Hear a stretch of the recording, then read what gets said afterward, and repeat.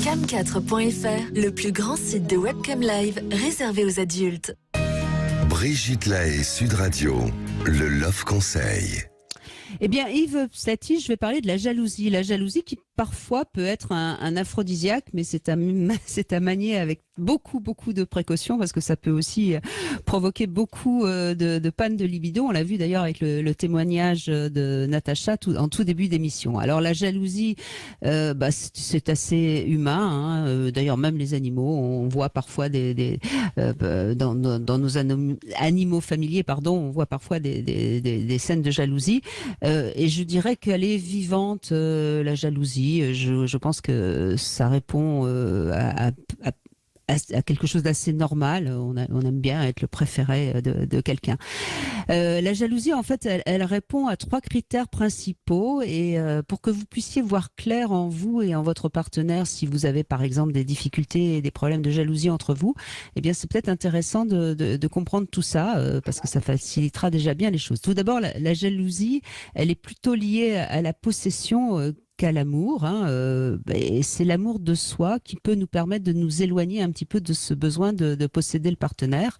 Ne pas vouloir perdre l'être qu'on aime, c'est bien, c'est normal, mais avoir peur de le perdre, ça traduit souvent une insécurité dont il n'est pas responsable. Donc si on a tendance à être un petit peu trop jaloux, peut-être qu'il faut travailler sur justement sa capacité à avoir confiance en soi. Première cause de la jalousie, donc la peur de perdre ce qui nous vient de notre désir archaïque de fusion, pourrait-on dire, et puis ça a donc à voir avec le narcissisme.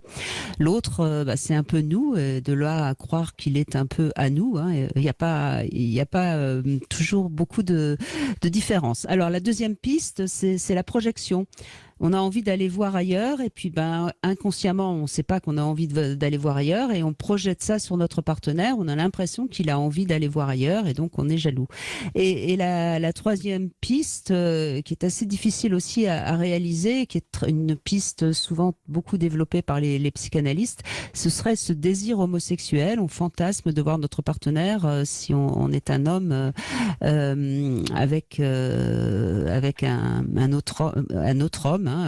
Et puis si on est une femme avec une autre femme, voilà. Et puis les jalousies très maladives, voire paranoïaques, elles sont souvent aussi de ce ressort. Voilà ce que j'avais envie de vous dire de la jalousie.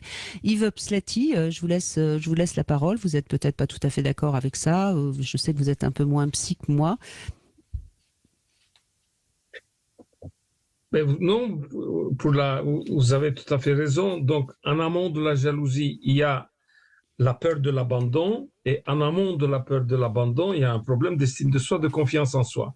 Donc, les gens qui sont pathologiquement jaloux, on va les envoyer chez le psy, à condition que le psy ait des outils pour travailler l'estime de soi, confiance en soi. Donc, c'est pour ça il faut téléphoner au psy, il faut lui dire « Je viens pour ça, est-ce que vous avez des outils pour m'aider, pour mon estime et pour ma confiance en soi ?» Une fois qu'on a travaillé l'estime de soi et la confiance en soi, du moins la jalousie pathologique disparaît. Mais la jalousie physiologique qui est un peu dans tout le monde, c'est tout à fait normal.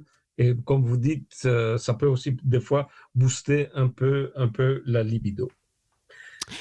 Absolument, on sait dans une soirée, si on voit notre partenaire qui est un peu sollicité par quelqu'un et qu'il est un tout petit peu sous le charme, on peut avoir envie de lui sauter dessus à peine rentré à la maison. C'est des choses qu'on a tous connues, évidemment. Oui, bien sûr. C'est des choses qui arrivent souvent, ça.